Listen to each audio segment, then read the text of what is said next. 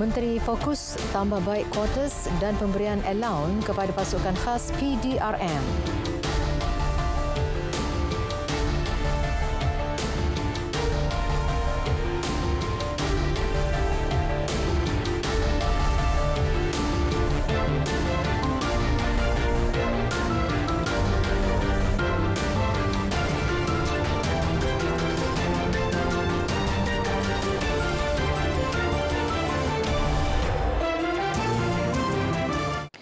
Assalamualaikum dan salam perpaduan saudara. Anda bersama saya Nur Alis kali ini dalam untuk berita tengah malam. Saudara, kadar tarif elektrik bagi pengguna domestik kekal. Menurut Perdana Menteri Datuk Seri Anwar Ibrahim, keputusan dibuat bagi mengelak rakyat terbeban.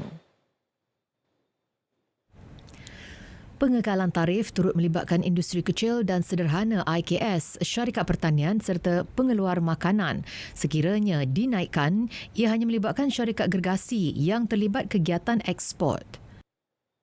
Kerana tarif terlalu rendah buat mereka dan subsidi itu tidak harus diberikan kepada syarikat-syarikat gergasi yang untungnya tinggi. Tetapi untuk rakyat, untuk IKS atau SMEs, tidak terlibat. Untuk syarikat pertanian dan pengeluar makanan tidak juga dikenakan. Jadi dari segi rakyatnya tidak ada langsung cadangan kerajaan untuk menaikkan kadar tarif elektrik. Kenaikan dilaksana secara berperingkat dengan kadar berpatutan dan tidak menjejas operasi syarikat terlibat. Terdahulu, Perdana Menteri mempengerusikan mesyuarat Jemaah Menteri di Putrajaya. Kadar tarif semasa memberi implikasi keuangan kepada negara hampir 30 bilion ringgit setahun. Peguam Negara Tan Sri Idrus Harun diminta mengadakan rundingan dengan Kerajaan Singapura membabitkan kontroversi tuntutan terhadap Pulau Batu Putih. Perdana Menteri berkata kesan sampingan akan diteliti dan dikaji semula supaya rundingan berjaya dan tiada masalah berbangkit. Dan beberapa kesan sampingan juga kita akan minta diteliti semula, dikaji supaya ada rundingan yang lebih bermakna dan segera dengan Singapura supaya tidak ada apa-apa masalah berbangkit dari sudut hubungan dua negara sahabat. Pada tahun 2008, Mahkamah Jenayah Antarabangsa ICJ memutuskan Pulau Batu Putih milik Singapura. Bagaimanapun, pada 29 Oktober tahun lalu, Kabinet setuju membentuk pasukan petugas khas bagi menyemak isu-isu dan tindakan perundangan berhubung kes Pulau Batu Putih.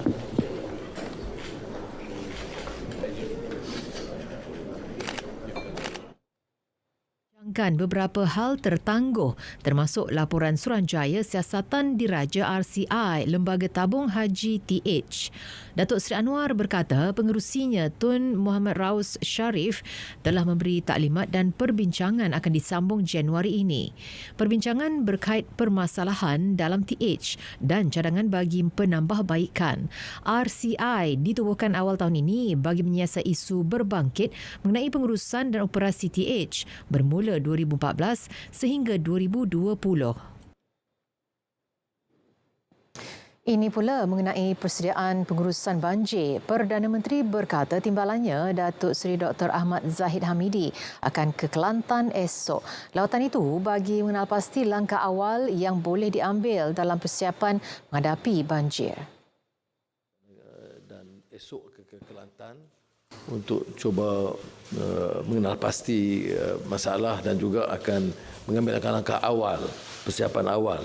Jadi pendekatan kita agak berbeza, tidak tunggu sehingga banjir untuk mengambil tindakan, kita buat persiapan sebelum banjir.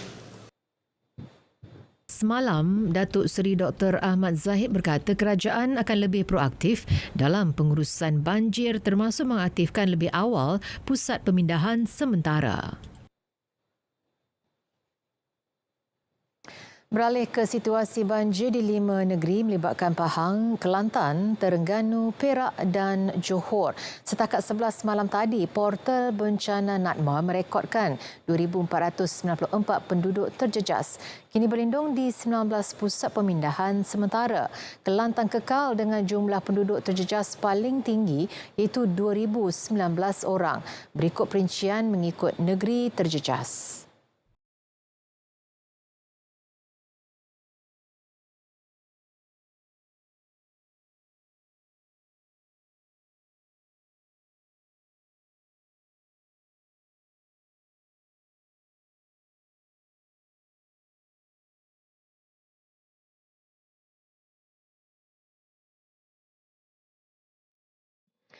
Tempat kerja kondusif, penambahbaikan kuartus dan pemberian allowance khas kepada pasukan khusus polis Diraja Malaysia PDRM akan diberi perhatian Kementerian Dalam Negeri. Aspek kebajikan anggota PDRM itu antara agenda dan tumpuan khusus menterinya Datuk Seri Saifuddin Nasution Ismail. Datuk Seri Saifuddin Nasution berkata anggota polis terutamanya pasukan khusus seperti unit tindakan khas yang mengharungi modul latihan lebih berat wajar dipertimbang pemberian allowance khas.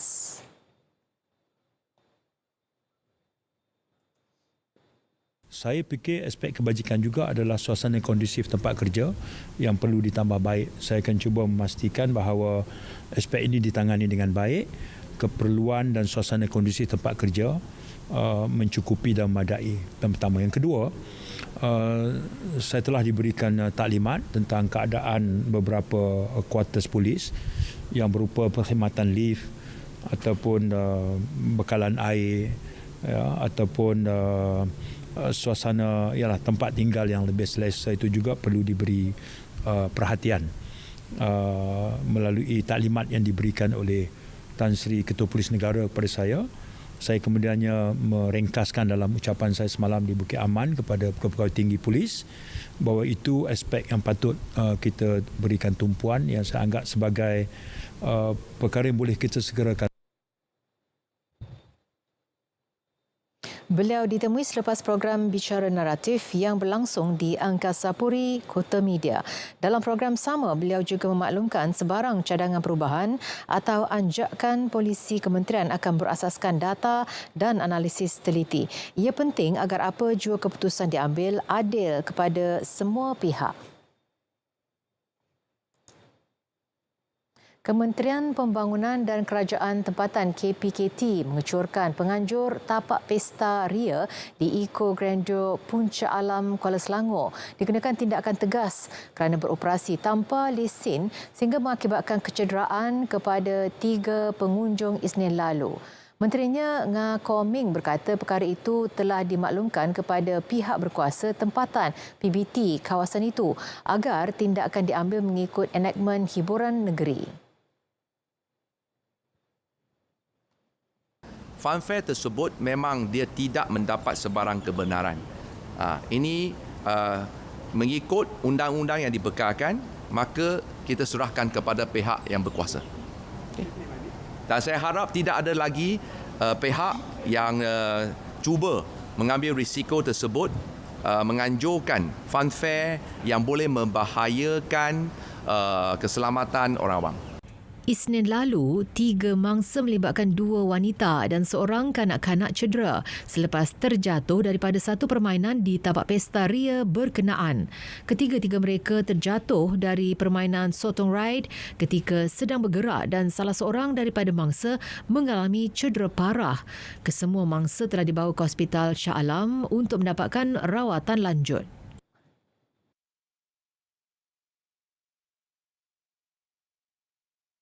Setia kepada pemimpin menjadi satu tuntutan dalam Islam. Selagi pemimpin mengajak kepada kebaikan dan tidak menyalahi perintah Allah, umat Islam wajib mentaati pemimpin. Hanya melaluinya kesejahteraan rakyat dan kemaslahatan negara akan sentiasa terpelihara. Pasukan Sahih berimbang melalui wartawan Farhana Azwani Ismail ada perinciannya. Kepimpinan dan Islam tidak dapat dipisahkan kerana tujuan manusia diciptakan Allah adalah untuk menjadi khalifah atau pemimpin di muka bumi. Konsep ketaatan kepada pemimpin atau disebut ulul amri memberi penekanan terhadap usaha menarik manfaat dan mampu menolak mudarat kepada masyarakat. Hakikat ini jelas terkandung dalam Al-Quran. Allah SWT sebut secara jelas di dalam Al-Quran dalam surah An-Nisa ayat yang ke-59. A'udzubillahi minasyaitonirrajim. Ya ayyuhallazina amanu atti'ullaha wa atti'ur rasul wa ulil amri minkum. Wahai orang-orang yang beriman, taatlah kamu kepada Allah dan taatlah kamu kepada Rasul dan taatlah kamu kepada ulil amri, yakni orang-orang yang berkuasa dari kalangan kamu. Kesetiaan kepada institusi raja, kalau kita lihat dalam konteks surah An-Nisa ayat 59 tadi, itu sudah jelas. Maknanya di situ Al-Quran, Allah SWT memerintahkan kita untuk menghormati ulil amri tadi. Maka dalam konteks kita di Malaysia ini adalah raja memerintah. Berdasarkan riwayat Al-Bukhari, umat Islam wajib mentaati pemerintah selagi tiada sebarang kecenderungan kepada kemaksiatan. Dalam konteks negara hari ini, pemerintah terbukti sentiasa mengutamakan kepentingan rakyat dengan mencari jalan terbaik membela nasib semua golongan.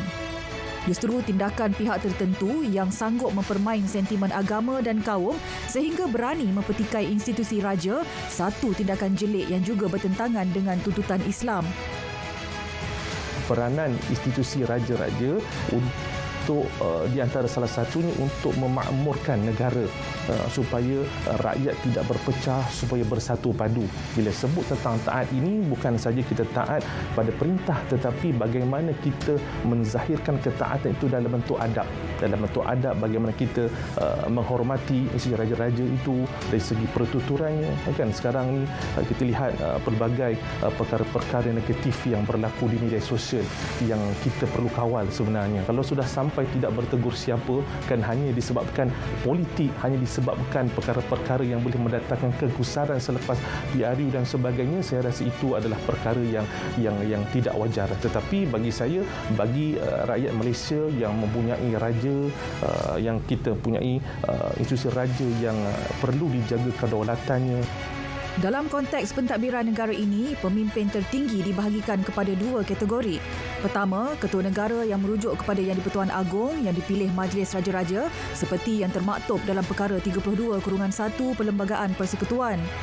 Kedua, ketua kerajaan iaitu Perdana Menteri yang mengetuai kepimpinan eksekutif tertinggi kerajaan yang turut dikenali sebagai Kabinet.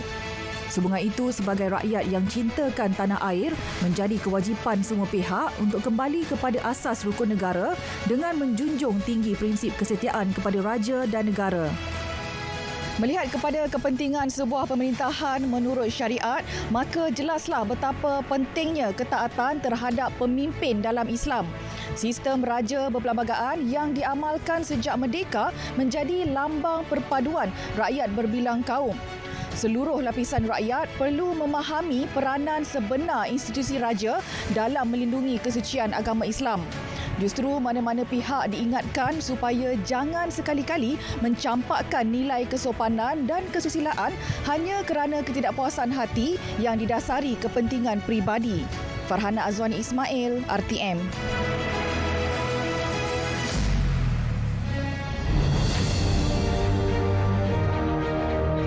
Salah satu daripada perkara utama ialah untuk memastikan keselamatan dari segi cyber, keselamatan data, memastikan bahawa rakyat dapat menikmati perkhidmatan telekomunikasi yang lebih baik untuk menyelesaikan masalah-masalah ini, kerana saya lihat ini adalah isu-isu yang sangat dekat di hati rakyat, ya, masalah internet dan sebagainya. Jadi harapan saya bagi Kementerian Komunikasi dan Digital, kita dapat berusaha untuk mengangkat cerita dan naratif yang dapat menyatu padukan rakyat, kerana inilah satu-satunya negara kita mesti jaga dengan baik, dan Malaysia ini adalah Malaysia kita dan kita mesti sama-sama bersatu padu untuk membangunkan negara kita, insya-Allah.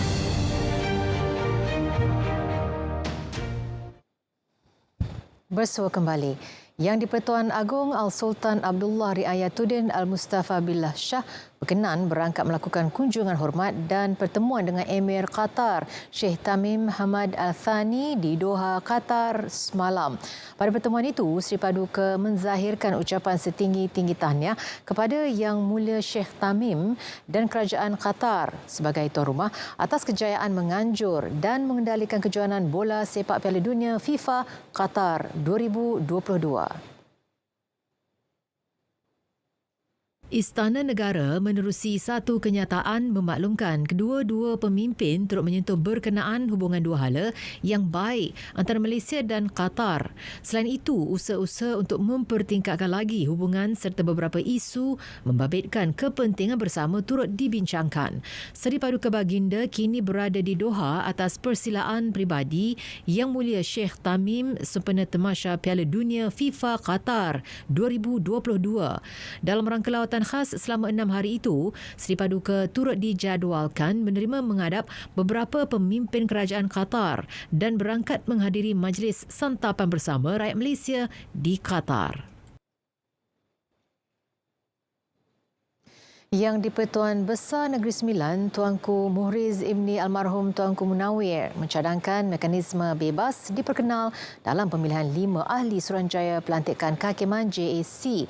Titah baginda individu dipilih mestilah bebas daripada pengaruh politik, mewakili kepelbagaian dan komposisi kaum di semenanjung Malaysia serta Sabah dan Sarawak.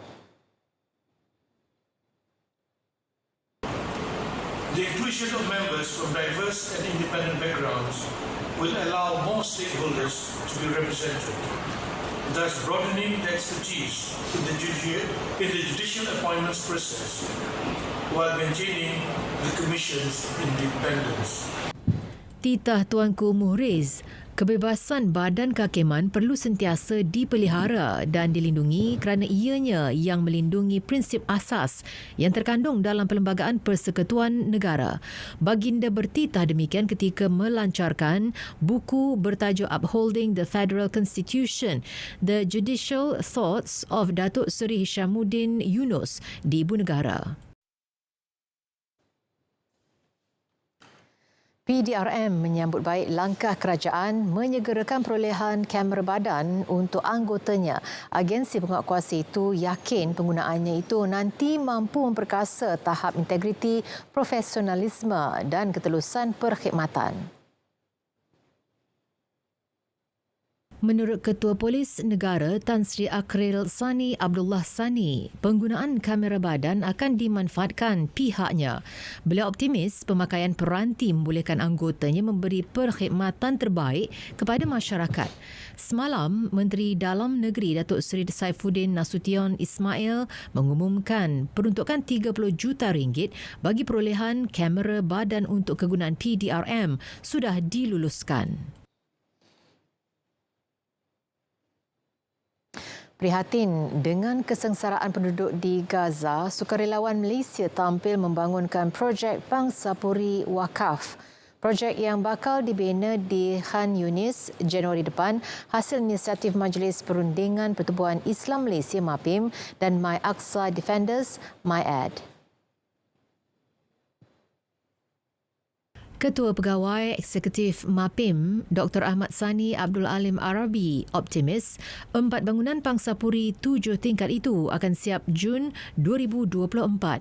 Ia bakal memanfaatkan lebih 100 buah keluarga. Selain memberi sinar baharu buat mangsa-mangsa perang, projek ini sekaligus membuka peluang pekerjaan kepada penduduk Gaza. Satu tower ataupun satu apartmen ini 7 tingkat, yang mana di bawah sekali itu kita buat projek serampang dua mata dengan kita menyewakan bangunan bawah kepada pihak-pihak Gaza untuk membuka perniagaan mereka, dan wang yang disewakan itu akan dikembalikan untuk menjana keuangan. Kos pembinaan RM8 juta ditaja MAPIM dan MyAD. Selain itu, bantuan mana-mana pihak untuk berganding bahu mengatasi isu Palestin amat dialu-alukan. Sasaran yang diletakkan oleh My Aqsa Defenders untuk menjadi suara dan menjadi pusat kepada perjuangan rakyat-rakyat Palestin di Asia Tenggara dan di kawasan Asia itu sendiri. Bila ditemui pada majlis menandatangani memorandum perjanjian MOA, projek tersebut di Kajang, Selangor. Seorang remaja lelaki kurang upaya maut dalam kemalangan di kilometer 6 Jalan Kuala Ketil, Sungai Petani, Kedah petang tadi. Kemalangan membabitkan sebuah motosikal, sebuah pacuan 4 roda dan sebuah lori. Ketua Polis Daerah Kuala Muda ACP Zaidi Cik Hassan berkata mangsa Muhammad Nur Idhan Azman, 20 tahun yang menunggang motosikal dipercayai merempuh belakang kenderaan pacuan 4 roda sebelum mangsa terjatuh dan digilis lori dari arah belakang di laluan yang sama. Bagaimanapun, pemandu pacuan 4 roda dan pemandu lori tidak mengalami sebarang kecederaan. Mayat mangsa dibawa ke unit forensik Hospital Sultan Abdul Halim, Sungai Petani untuk bedah siasat sebelum dituntut keluarga mangsa.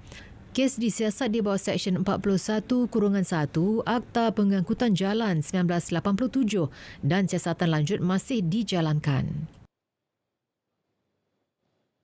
Di Alostar, Kedah, Marzi Abu Bakar dari Kampung Haji Kudung, Kuala Muda diiktiraf sebagai warga emas tertua di negeri itu. Berusia 109 tahun, ibu kepada 8 anak itu menerima sijil pengiktirafan tersebut daripada Raja Puan Muda Kedah Cik Puan Muda Zahida Muhammad Arif yang berkenan menyampaikan sempena sambutan Hari Kanak-Kanak Sedunia, Hari OKU dan Hari Warga Emas peringkat Kedah. Nenek kepada 30 cucu dan 11 cicit serta kekal sihat itu menjadikan amalan zikir serta menunaikan solat sunat dan fardu tanpa berlengah sebagai amalan. Mesra dipanggil Mak Lang berkahwin dengan Allahyarham suaminya Marzuki Hashim ketika berusia 18 tahun. Tanpa menerima pendidikan formal, kesemua anaknya merupakan lulusan universiti. Tolong dah. Dengan umur. Dalam masalah lain. Nanti dulu masa dulu. Jangan dibandingkan mak tu masa susah-susah dulu. Marek orang mak rasa macam mana dengan lo? Allah bagi kita tak boleh nak tidaklah. Senanglah nak kerja, nak ni kerja. Rasa gembira lah. Kan benda ni tak disangka kan. Benda boleh dapat anugerah ni. Sedangkan benda ni banyak lagi orang yang lain boleh yang dapat kan. Sedangkan mak saya ni kami pun tak pernah lah. Dia pun tak pernah ajak kami suruh macam kalau susah macam mana pun dia suruh usaha sendiri. Dia kata jangan ngarap kat orang kan. Kalau orang nak bagi kita terima.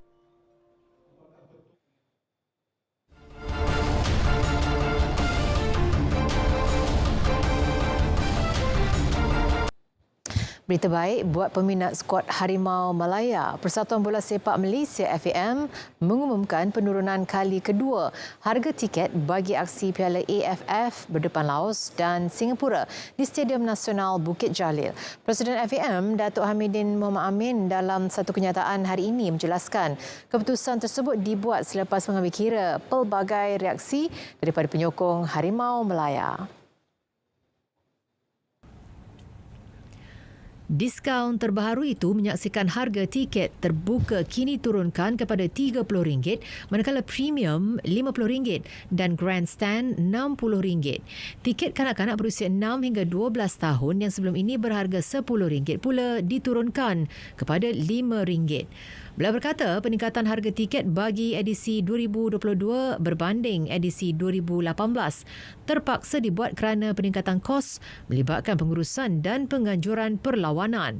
Terdahulu, Menteri Belia dan Sukan Hannah Yeoh memohon FAM supaya mengurangkan lagi harga tiket perlawanan Piala AFF 2022 bagi kategori terbuka selepas badan induk itu mengumumkan penurunan harga tiket buat kali pertama semalam.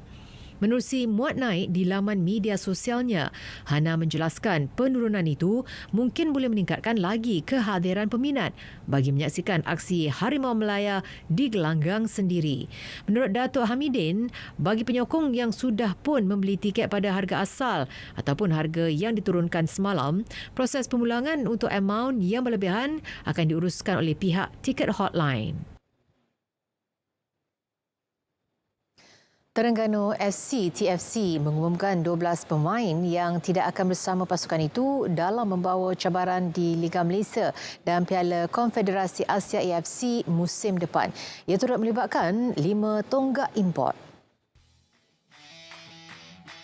TFC dalam kenyataannya memaklumkan pemain tempatan yang terlibat ialah Muhammad Sharmiza Yusof, Syarin Sapien, Azalinullah Alias, Nik Akif Syahiran Nikmat, Muhammad Arif Anwar, Muhammad Hafizal Alias dan pemain sayap Faisal Abdul Halim. 5 pemain import yang tidak lagi bersama skuad penyu ialah Kirpre Trece, Pape Diakite, Petrus Shetembi, Kepah Sherman dan Manuel Ott. TFC sebelum ini telah menandatangani kontrak bersama penyerang import kelahiran Haiti, Sonny Norday. Dalam pada itu, TFC turut mengumumkan senarai 6 pemain daripada pasukan adik TFC 2 yang akan dinaikkan pangkat ke skuad penyu musim depan. Dalam saingan Liga Super musim ini, TFC mempamerkan prestasi cemerlang apabila menamatkan kempen di tangga kedua Liga selain turut layak ke Piala AFC musim depan. Saudara, berita tengah malam berakhir di sini. Dapatkan perkembangan sahih sepanjang masa melalui portal berita rtm.gov.my yang sahih di RTM. Saya Nurul Alis mengucapkan Assalamualaikum dan salam perpaduan.